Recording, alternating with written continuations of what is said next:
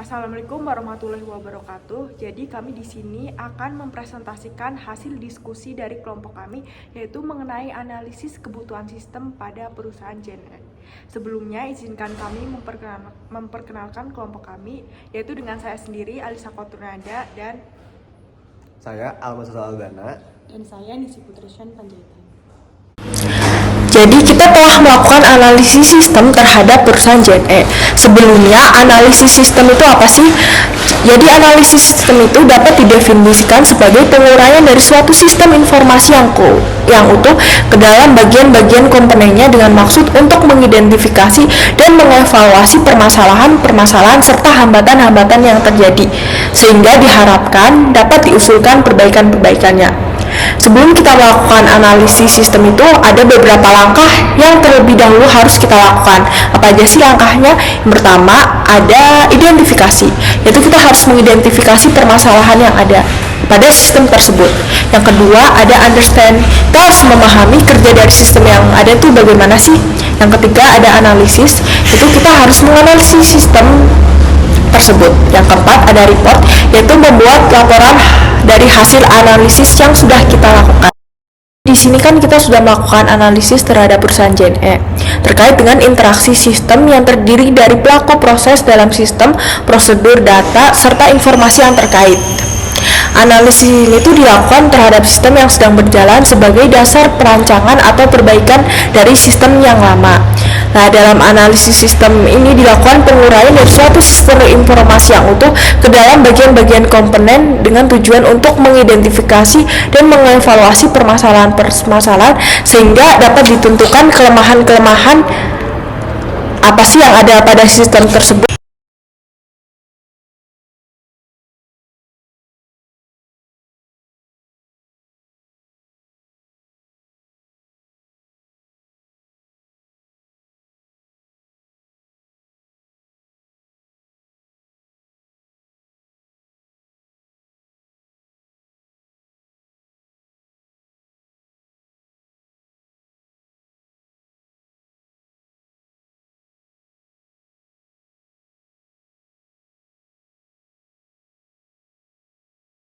Berdasarkan permasalahan-permasalahan yang sudah saya paparkan tadi, sehingga diperlukan sistem yang sekiranya dapat menyelesaikan permasalahan yang ada.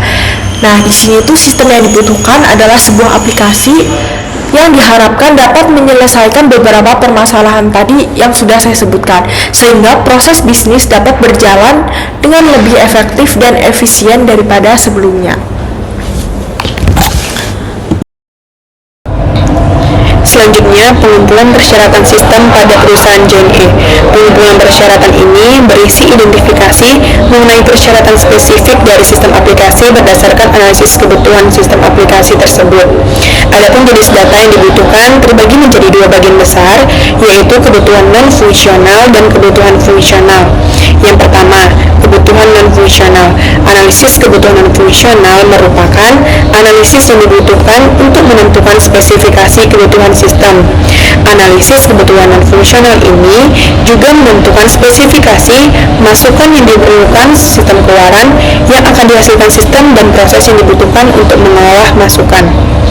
Akhirnya, didapatlah suatu keluaran yang dikehendaki. Kebutuhan non-fungsional terbagi menjadi tiga analisis, yaitu analisis pengguna, analisis perangkat keras, dan analisis perangkat lunak. Untuk yang pertama, analisis pengguna. Aplikasi ini akan berjalan optimal apabila ditunjang oleh perangkat yang memiliki kemampuan dalam menjalankan aplikasi dan digunakan oleh penggunanya, yaitu yang pertama ada admin IT. Admin IT ini memiliki kemampuan menggunakan aplikasi berbasis desktop dan terbiasa melakukan pengolahan data barang, data-data agent, dan data transaksi dan memiliki hak akses untuk menentukan admin dan petugas. Selanjutnya ada pun staff IT, yaitu memiliki kemampuan untuk menggunakan aplikasi berbasis desktop dan hanya bisa melihat data dan meminta laporan. Selanjutnya ada analisis perangkat keras. Aplikasi ini juga memerlukan perangkat keras yang dapat mendukung proses kerja dari sistem itu sendiri.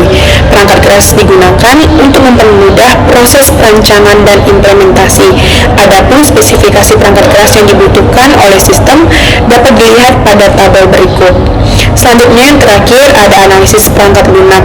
Jadi perangkat lunak juga diperlukan agar dapat mengoptimalkan implementasi dari sistem yang dibangun, yaitu ada Windows XP dengan softwarenya seperti dalam tabel berikut. Selanjutnya juga ada analisis kebutuhan fungsional. Pada tahap ini dilakukan analisis yang digunakan dalam pembangunan sistem yang berdasarkan pemodelan analisis struktur dengan alat bantu ERD atau disebut dengan Entity Relationship Diagram, dan diagram proses menggunakan data flow diagram atau disebut dengan DFD. Untuk analisis basis datanya sendiri, dari pengertiannya, database merupakan kumpulan-kumpulan data yang saling berkaitan satu dengan yang lainnya, yang direalisasikan dengan relation key yang digambarkan dalam ERD yang akan digunakan untuk membangun berjalannya sistem. Keterhubungan antar entitas yang ada dapat dilihat pada gambar berikut yang terdiri dari agent, user, barang, dan transaksi. Adapun keterangan atribut entitas tersebut dijelaskan pada tabel berikut. Selanjutnya ada desain sistem perusahaan JNE. Desain sistem secara umum dapat dilihat pada diagram berikut yang merupakan suatu diagram alir tingkat tinggi yang menggambarkan seluruh jaringan, masukan dan keluaran sistem. Desain sistem secara umum dapat dilihat pada diagram berikut. Diagram ini merupakan suatu diagram alir tingkat tinggi yang menggambarkan seluruh jaringan, masukan, dan keluaran sistem. Sistem yang dimaksud adalah untuk menggambarkan sistem yang sedang berjalan dan mengidentifikasikan data awal dan akhir yang masuk dan keluar sistem. Diagram ini merupakan gambaran umum sistem yang nantinya akan kita buat. Secara uraiannya dapat dikatakan bahwa diagram ini berisi siapa saja yang memberikan data atau inputan ke sistem serta kepada siapa data informasi yang harus dihasilkan sistem. Nah, untuk memberikan kemudahan baik kepada pengguna maupun kepada pihak yang membutuhkan, maka dirancang suatu program dengan memberikan berbagai macam kemudahan dan memberikan informasi yang cepat dan akurat. Untuk rancangan menu utama dapat dilihat pada gambar berikut. Lanjut ke tampilan selanjutnya, yaitu membahas strategi pengelolaan data pada perusahaan JNE. Pengelolaan data pada perusahaan JNE direpresentasikan pada diagram relasi. Diagram relasi merupakan model data yang berupa notasi grafis dalam pemodelan data konseptual yang menggambarkan hubungan antara penyimpanan. Model data merupakan sekumpulan cara pengelolaan untuk mendeskripsikan data-data yang ada hubungannya satu sama lain. Nah, di sini yang pertama itu ada tabel transaksi dengan memiliki ID transaksi yang isinya itu tanggal masuk, tanggal keluar, jumlah barang masuk, jumlah barang keluar, barang masuk, barang keluar, kode barang, ID user, dan ID agen. Nah, data transaksi itu isinya ada apa aja sih? Nah, isinya itu yang pertama ada barang dengan memiliki kode barang, isinya itu ada nama barang, jumlah stok, ID user. Terus yang kedua ada tabel user dengan memiliki ID user, isinya itu ada nama, username, password, alamat, dan nomor telepon. Terus yang terakhir ada tabel agen dengan memiliki ID agen.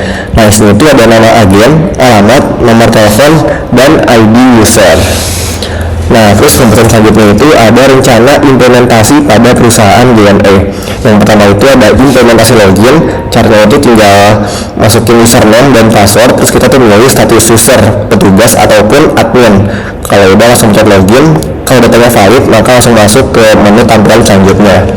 Nah, yang kedua itu ada implementasi pengolahan data barang. Nah, di sini tuh kita bisa mengisi jika ingin menambah, mengubah jika ingin mengubah, menghapus, dan jika ingin menghapus